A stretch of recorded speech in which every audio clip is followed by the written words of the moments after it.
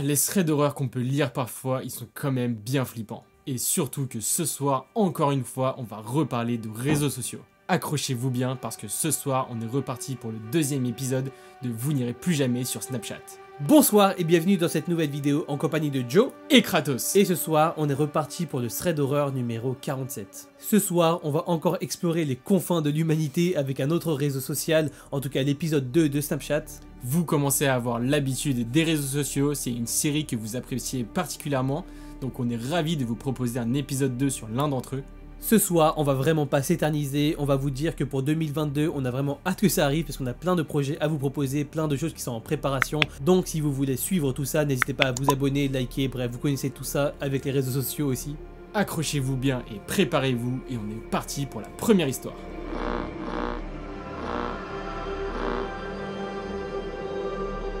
Cette première histoire, c'est celle de Carole qui a 24 ans au moment où il raconte cette histoire. À 23 ans seulement, donc un an plus tôt, elle a créé son magasin de prêt-à-porter féminin. Bon, clairement, elle dit que c'était pas forcément la meilleure idée de créer ce magasin pendant l'épidémie, mais elle se dit finalement qu'il n'y a pas de meilleur moment pour se lancer vers ses passions. Dans la vie de tous les jours, c'est plutôt quelqu'un qui a confiance en elle, mais dans le cadre de son travail, c'est un petit peu moins le cas parce qu'elle a peur de ne pas être prise au sérieux à cause de son jeune âge. Mais bon, elle n'est pas prête à se laisser démonter et elle se dit que ce n'est pas un défaut qu'une jeune entrepreneuse doit avoir et donc elle décide d'aller voir un coach de travail. Finalement, elle va en trouver un et dès le premier rendez-vous, elle va se rendre compte que ce coach qu'on va appeler Paul est un peu bizarre. Lors de son premier rendez-vous, elle ne sait pas trop l'expliquer mais elle sent qu'il y a un petit peu une tension dans l'air, qu'il y a quelque chose de bizarre avec Paul mais finalement elle va se dire que c'est juste le premier rendez-vous, elle va essayer de lui donner une chance. Parce qu'à chaque fois qu'ils vont discuter, à chaque fois qu'il y aura une petite contradiction entre les deux, Paul va essayer d'hausser un petit peu la voix pour lui montrer qu'il a raison, et donc Carole a l'impression qu'elle ne peut pas en placer une. Bref, elle a vraiment l'impression qu'elle doit dire ce qu'il veut entendre, car sinon il la laisse pas parler. Et au bout d'un moment, on va passer au level supérieur parce que ça va carrément devenir physique, à un moment où il va lui demander de se lever avec autorité et va même lui attraper le bras. Carole est un petit peu sous le choc, elle ne s'attendait pas du tout à ce que ce coach en question soit aussi brusque. Mais finalement, il va juste prétexter que c'était un exercice pour voir si elle avait confiance en elle, un exercice qu'elle aurait d'ailleurs raté. Tous ces petits trucs, ça va vraiment pas aider Carole à avoir confiance en son coach et finalement la séance va durer 1h30 à l'issue de laquelle Carole n'en ressort vraiment pas satisfaite. Pendant quelques semaines, elle va y réfléchir, elle va se dire que peut-être ça venait d'elle, peut-être que c'était dû à son inexpérience dans ce genre de coach. Et donc après 3 semaines, elle va se décider à lui donner une deuxième chance et organiser une deuxième séance. Le jour J arrive enfin, Carole est vraiment déterminée à faire une bonne impression à son coach et elle espère aussi que le courant va mieux passer, qu'elle va le trouver un petit peu moins brusque, mais malheureusement ça ne sera pas du tout le cas. Et pour cause, elle va être de plus en plus mal à l'aise car le coach va lui demander des questions qu'il n'aurait pas dû poser. En fait, derrière ces questions, Carole sent bien qu'il n'y a pas que des buts professionnels car il va vraiment lui demander des choses intimes, des choses sur son copain si elle en avait un, bref, ce genre de choses. Mais au bout d'un moment, et légitimement, ça va commencer à l'embêter un petit peu et donc elle va poliment demander de revenir au sujet initial qui était la confiance en elle. À ce moment, alors qu'elle pensait qu'il allait acquiescer, ça va être tout le contraire. Paul va commencer à montrer son vrai visage, il va devenir tout rouge et va lui dire de la fermer. Pendant 2 minutes, Carole est vraiment sous le choc, elle va se laisser faire car l'individu est vraiment en train de lui crier dessus, elle a même l'impression qu'il est un peu dangereux. Et même carrément dangereux car l'individu ne s'arrête pas et au bout de 2 minutes, Carole va avoir un moment de lucidité, elle va prendre sa veste et s'en aller. Mais le fameux Paul n'en a pas fini pour autant, il va la suivre juste derrière elle et va commencer à la poursuivre. Carole presse le pas, elle sait que Paul est derrière lui et une fois dans la rue, elle va commencer à taper le plus gros sprint de sa vie et au bout d'un moment, en pleine action, elle va enfin risquer le coup d'œil à l'arrière et voir que Paul ne la poursuit plus. Et en gros forceur qu'il est, Paul n'en a vraiment pas fini avec elle, car même après ça, il va la harceler de messages, va lui dire que la séance n'était pas terminée, qu'il fallait absolument qu'il se revoie pour la boucler. Mais bon, bien entendu, et c'est le réflexe normal, elle va le bloquer. Mais encore une fois, Paul n'en avait pas terminé avec elle. Car un soir, alors qu'elle se trouvait chez elle et qu'elle était seule, elle va se sentir un petit peu opprimée, d'autant plus qu'elle était malade. Et se sentant vraiment pas à son aise, à 21h, elle va décider d'aller vers la baie vitrée pour aller fermer les volets qui se trouvaient en face de la rue. Carole fait le plus vite possible parce qu'elle se sent vraiment pas bien, elle sort du côté rue et au moment où elle s'apprête à fermer le volet, elle sent une main s'agripper autour de son cou et une voix grave lui annoncer: « Tu croyais pouvoir me laisser tomber? Tu croyais pouvoir te débarrasser de moi facilement? Je te l'ai dit Carole, quand je m'attache, je fais pas les choses à moitié. » Clairement, elle est en train de vivre la plus grosse frayeur de sa vie, elle ne s'y attendait pas du tout, elle a vraiment peur pour la suite. Mais la plus grosse et meilleure des coïncidences arrive enfin, car Nathan, son copain, arrive pile au bon moment. Nathan, en voyant ça, il comprend direct que Carol est en danger et il court à son secours, il va commencer à maîtriser Paul. Nathan parvient enfin à maîtriser Paul et il est vraiment résolu de ne pas le laisser fuir. Et donc, et pour tout vous avouer, on a bien rigolé en disant ça, mais ils vont décider de l'accrocher à une chaise. En fait, ils vont l'attacher en attendant que la police arrive pour être sûr qu'il ne s'enfuit pas. Et ça va complètement marcher, car quelques instants après, la police va finalement arriver, Paul va être emmené et il sera inculpé pour agression et harcèlement. Et vous voyez, la semaine dernière, on vous parlait d'un thread de la positivité, et ben celui-là, figurez-vous qu'il finit plutôt bien. Parce qu'étonnamment, Carol nous dit qu'après cette histoire, elle n'a pas du tout perdu confiance en elle, elle n'est pas du tout devenue parano, au contraire, elle a beaucoup gagné en confiance. En fait, grâce à ça, elle voit les choses différemment, finalement, ils ont bien géré la situation, ils ont gardé leur calme et ça a complètement suffi à Carol pour gagner un peu de confiance en elle. Après toute cette histoire, Carol a enfin réalisé qu'elle-même n'avait pas vraiment besoin de coach et qu'au final, l'assurance qu'elle recherchait tant avait toujours été en elle.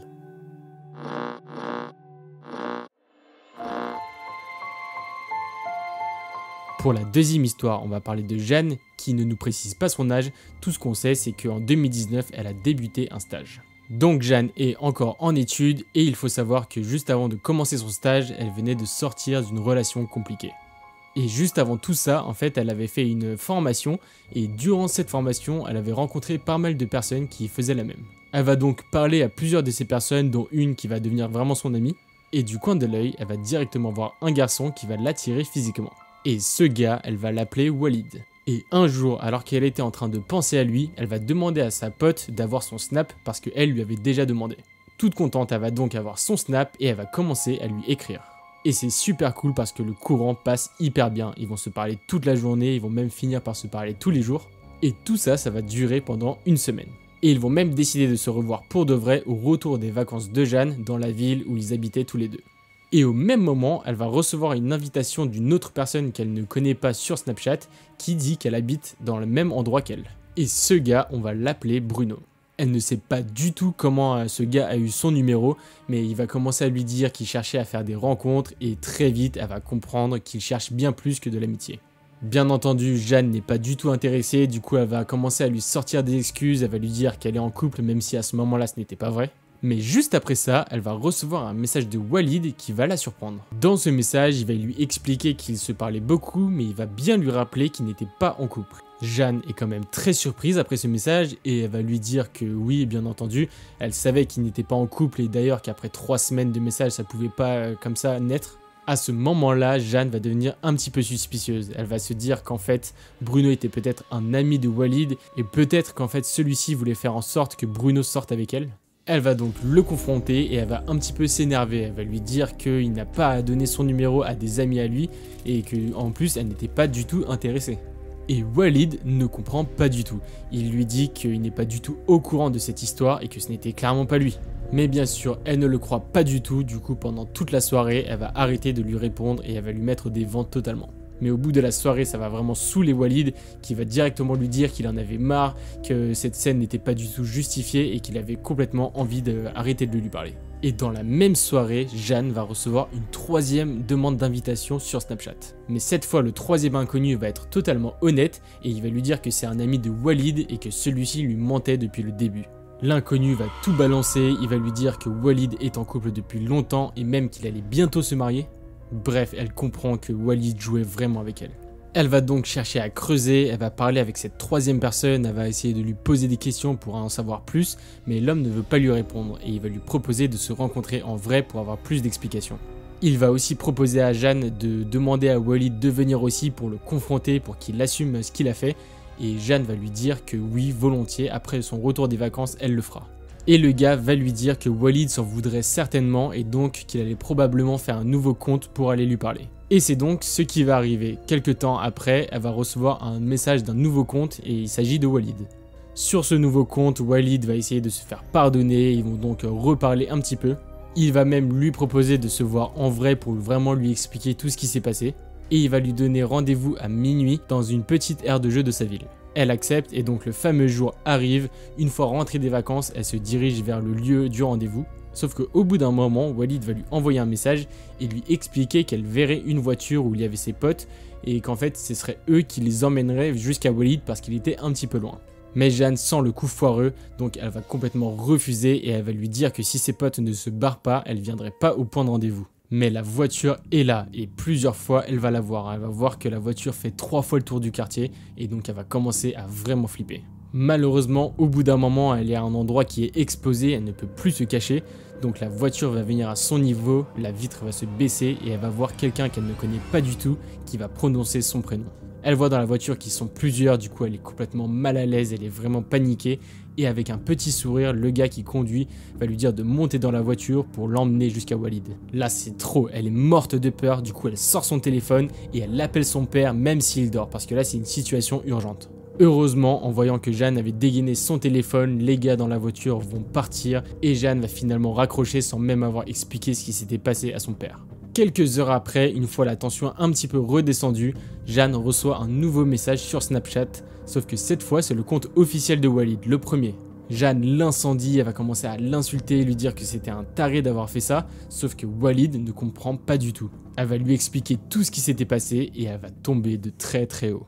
Walid lui explique qu'il n'a jamais eu de deuxième compte, que ce n'était absolument pas lui qui lui parlait et qu'il n'a jamais été en couple, bref que tout était faux. Elle va finalement comprendre que l'homme qui lui parlait sous le nom de Walid c'était en fait Bruno et que tous les autres comptes c'était lui aussi et qu'il avait utilisé l'excuse de Walid pour rentrer en contact avec elle. D'après Walid, c'était une connaissance à lui qui était très peu fréquentable et en fait il avait probablement piqué le numéro de Jeanne dans le téléphone de Walid. Apparemment ce serait donc comme ça qu'il a eu son snap, d'ailleurs c'était même pas la première fois qu'il avait fait ça. Après avoir entendu tout ça, Jeanne reste dans le doute, finalement elle ne sait toujours pas qui croire. Elle va donc prendre la décision radicale d'arrêter de parler à chacun d'entre eux. Après toute cette histoire, Jeanne, quand elle repense à tout ça, elle se dit qu'elle a quand même très bien fait de ne pas monter dans cette voiture parce qu'elle n'a aucune idée de où est-ce que ces personnes l'auraient emmenée et ce qu'ils lui auraient fait. Ah là là, les dangers des réseaux sociaux, on commence vraiment à les connaître maintenant. Nous, on espère que vous êtes rodés en ayant entendu toutes ces histoires, même si bien sûr on espère que vous n'avez pas sombré dans la paranoïa. C'est clair, même s'il peut exister des facettes vraiment sombres des réseaux sociaux, notamment sur ce genre d'histoire, il faut vraiment faire attention, mais il faut pas non plus être parano, hein. Ce genre d'histoire ça peut arriver partout, il suffit juste d'être prudent. Bref, en tout cas, nous on espère que vous avez apprécié, ça faisait longtemps qu'on n'avait pas fait un épisode sur les réseaux sociaux, ça fait un peu de bien. D'ailleurs, on sait pas vraiment si ça sort avant ou après Noël, mais on vous souhaite de bonnes fêtes de fin d'année. On vous souhaite le meilleur, on vous remercie aussi d'être la meilleure des communautés, de nous suivre, vraiment de nous encourager à chaque vidéo, c'est ça qui nous motive, c'est ça qui nous fait vouloir envie d'aller encore plus loin, et je sais pas du tout si ça se dit, mais vous avez compris. Si vous avez envie de nous faire un petit cadeau de Noël, n'hésitez pas à nous suivre sur les réseaux sociaux, ce sera déjà très bien, n'hésitez pas aussi à vous abonner et à activer la petite cloche qui est juste là, ce serait parfait. Nous on vous dit merci d'avoir regardé, on vous souhaite encore une fois des bonnes fêtes de fin d'année, c'était Kratos et Joe, à bientôt pour une nouvelle vidéo. Ciao, Ciao. C'est une fin de tournage. Ok, I'm ready. What the fuck? Elle a attaché une chaise, on a fait un plus. Putain. Ah oui, j'ai oublié ce détail. T'es une ouf, Carole.